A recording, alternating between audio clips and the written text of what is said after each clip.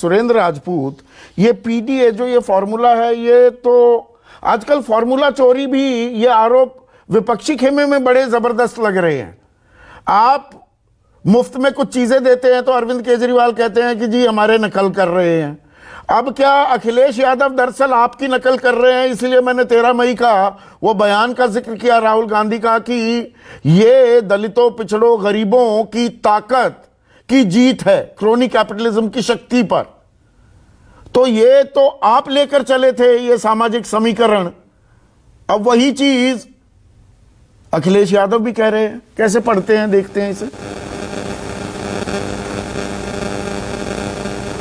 संदीप भाई कहते हैं ना कि सरजमीने हिंद पर अक़वाम आलम के फिराक काफिले बसते गए, हिंदुस्तान बनता गया। तो ये धीरे धीरे करके जो हिंदुस्तान बना है, ये इन सारी चीजों से मिलकर के बना है। ये कोई फार्मूला हमने पेटेंट नहीं कराया, हम भारतीय जनता पार्टी की तरीके से नहीं है। हम तो ये कहते हैं कि भाई भारतीय जनता पार्टी वालों, आप भी हमारे नियम कर्म ले लो, हमारे सिद्धांत ले लो, खाली हमारे बुजुर्गों को क्यों चुरा रहे हो? कभी नेहरू जी को चुरा लेते हो, कभी पटेल साहब को चुरा लेते हो, कभी भगत सिंह को चुरा लेते हो, कभी सुभाष चंद्र बोस जी को चुरा लेते हो। तो आप हमारे सिद्धांत चुरा लो, कोई दिक्कत वाली बात नहीं, हम नहीं क्लेम करने वाले, हमने नहीं पेटेंट कराया हुआ। मैं आपको जिम्मेवारी से 2-3 चीजें कहता हूं। पहली बात तो आज केशव मौर्य जी ने सबसे बड़ा अटैक आदरणीय योगी आदित्यनाथ पे किया, परिवारवाद की बात करके, क्योंकि योगी आदित्यनाथ जी नाथ संप्रदाय के सन्यासी हैं और सन्यासी परंपरा में गुरु ही उनके पितृतुल्य होते हैं। 3 पीढ़ी के परिवारवादी हैं, 3 पीढ़ी के। महंत दिग्विजय नाथ जी, आदरणीय महंत स्वर्गीय क्या नाम अवैधनाथ जी, और अब योगी आदित्यनाथ जी। अब इससे बड़ी आप क्या लोगे? बाकी सब अनुराग ने बता ही दिए। सच बात यह है कि इनके यहां, जिनके यहां परिवार है, उनके तो परिवारवाद होता है इनके यहां, और जिनके यहां नहीं है, उनके नागपुर के निर्वंश हैं वो लोग, तो क्या करेंगे? एक बात। दूसरी बात मैं आपको बताऊं, इंपॉर्टेंट ये नहीं है कि किसने क्या कहा, हो रही है क्या फॉर्मूले की, ये है कि छोटे मन से। मेरी दिलचस्पी ये जानने में है सुरेंद्र भाई, नकल हो रही है फॉर्मूले की या अंदर कुछ छटपटाहट है, थोड़ी असहजता है कि अरे ये अल्पसंख्यक शब्द इस्तेमाल किया है इस पीडीए फॉर्मूले में अखिलेश यादव ने, राहुल गांधी ने गरीबों, पिछड़ों और दलितों की बात की, पर कर्नाटक में जो एक लामबंदी अल्पसंख्यक वोट बैंक की कांग्रेस के पक्ष में होती दिखी, उसके चलते ये पेशबंदी की जा रही है क्या?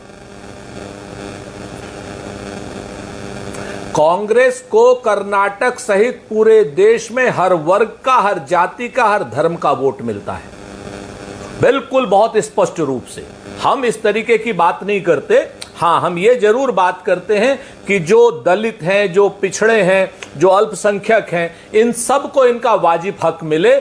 क्रॉनी कैपिटलिस्ट जो मात्र 2% हैं, वो देश के 98% संसाधनों पर हक ना जमा पाए। हमारा बड़ा स्पष्ट है, गरीब में सब आ जाते हैं, ऊपर क्या नाम अगड़े पिछड़े सब जाकर। तो मतलब फॉर्मूला तो साझा कर सकते हैं, सीटों की साझेदारी जो है, सीटों का बंटवारा। मैंने इसीलिए, कुछ राज्य तो हैं जहां कोई सवाल ही नहीं है। अच्छा, बोलिए बोलिए, बात पूरी कीजिए।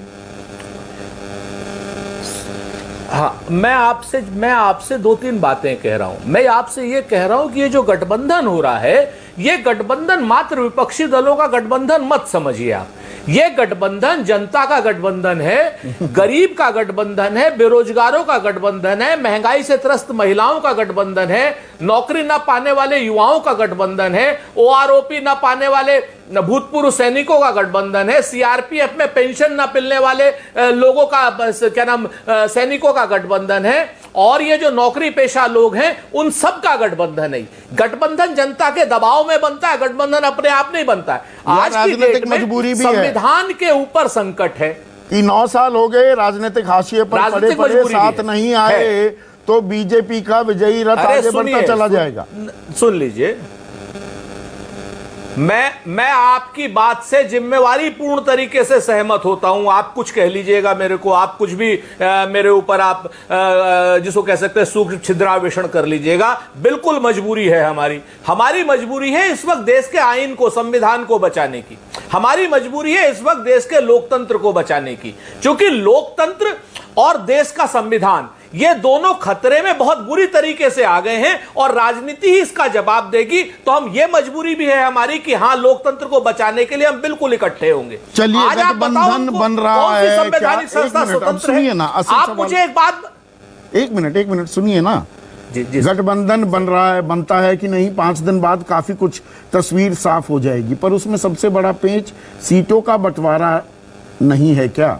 सीटों के बंटवारे पर कुछ सहमति बनती दिख रही है। कौन कितना बड़ा दिल दिखाएगा, कौन कितना झुकेगा, और उसमें राज्य अब तय है। असल गेम उत्तर प्रदेश की ही बात करें कि आप छोटा भाई बनने को तैयार हैं और समाजवादी को बड़ा भाई मानने को तैयार हैं। आज आप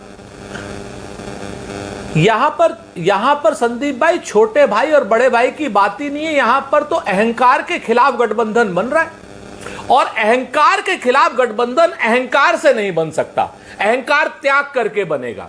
तो हम भी अहंकार त्याग रहे हैं, हमारे विपक्षी साथी भी अहंकार त्याग रहे हैं। जिसकी जहां पर जितनी महत्वपूर्ण भूमिका है उतना महत्व उसको मिलेगा। उसमें सबसे बड़ी बात बहुत स्पष्ट है, और इसीलिए 1 to 1 बात हो रही है, कोई मीडिएशन नहीं है। 23 तारीख को जो सारे दल बैठेंगे, श्री राहुल गांधी जी हमारी तरफ से हैं, श्री मल्लिकार्जुन खड़गे साहब हमारी तरफ से हैं, 2 मोस्ट सीनियर कांग्रेस के लोग जो डिसीजन लेने के में सक्षम है। अखिलेश यादव जी समाजवादी पार्टी की तरफ से हैं, नीतीश कुमार जी जेडीयू की तरफ से हैं, श्री तेजस्वी यादव साहब आरजेडी की तरफ से, एमके स्टालिन साहब जो हैं वो डीएमके की तरफ, सारे के सारे जो महत्वपूर्ण नंबर अरविंद केजरीवाल की अग्रणी भूमिका स्वीकारने को तैयार हैं आप? मैं आपको ये देखिए, ये सौदेबाजी नहीं चलने वाली। मैं आपको बहुत जिम्मेवारी से कहता हूं, अहंकार पूर्ण तरीके से कोई भी बात नहीं करेगा, क्योंकि हम मायावी लोगों के अहंकार के खिलाफ चुनाव लड़ रहे हैं।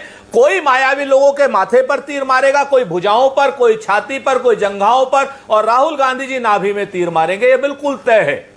मायावी शासन के अंत के लिए सभी लोगों को अहंकार छोड़ना पड़ेगा, चाहे वो दिल्ली और पंजाब की बात करने वाले कुछ ऐसे गैर जिम्मेवार लोग हों। मुझे नहीं लगता कि अरविंद केजरीवाल ने बयान दिया होगा, लेकिन जिसने भी ये बयान दिया हो उसको स्नब करना चाहिए अरविंद केजरीवाल को। राजनीतिक ताकत जी, सौरभ भारद्वाज ने दिया, दिल्ली में मंत्री हैं आप। हां, जिसने भी दिया है वो बहुत हल्के किस्म का आदमी है, वो कहीं भाजपा का एजेंट तो नहीं है, ये जरूर पूछना पड़ेगा, क्योंकि अरविंद केजरीवाल या संजय सिंह जैसा आदमी ये ऐसा बयान नहीं दे सकता, हमें ऐसा लगता है। इस तरीके की बयानबाजी की आवश्यकता नहीं है। उधर इस बयानबाजी को रोकना पड़ेगा, क्योंकि अहंकार के खिलाफ हम चुनाव लड़ रहे हैं। सुरेंद्र, उधर ममता बनर्जी कह रही है कि कांग्रेस के साथ तो गठबंधन हो सकता है, बातचीत हो सकती है, सीपीएम कतई बर्दाश्त नहीं होगी, और आप सीपीएम को खेमे में रखे हुए हैं और सीपीएम के खिलाफ लड़ेंगे केरला में भी। हम आप कहते हैं ना संदीप भाई की, करते भी चलो, बढ़ते भी चलो, बाजू भी बहुत है, सर भी बहुत, चलते ही चलो कि अब डेरे मंजिल पे ही डाले जाएंगे। मैं आपसे जिम्मेवारी से कहता हूं, ममता जी बात हमारी मानेंगी, उस दिन ममता जी भी वहां पर हैं, सभी लोगों के साथ मिलकर के काम करेंगी। जितनी परेशानी कांग्रेस को, उतनी परेशानी तृणमूल को भी है, उतनी परेशानी सपा को भी है, क्योंकि देश को परेशानी है, देश की जनता को परेशानी है, पिछड़ों को, दलितों को, आदिवासियों को परेशानी है, अल्पसंख्यकों को परेशानी है। तो ये सब लोग, जो लोग इनका प्रतिनिधित्व करते रहे होंगे और करेंगे, वो लोग सब लोग जनता के दबाव में आके गठबंधन पर बैठेंगे, 2-4 चीज अपनी छोड़ेंगे, 2-4 चीजें अपनी लेंगे। लेकिन इस बात को लेकर के भारतीय जनता पार्टी कतई परेशान ना हो, क्योंकि भारतीय जनता पार्टी अपने गठबंधन के साथियों के पीठ में छुरा भोंकती है। आप शिवसेना को देखिए, पीठ में छुरा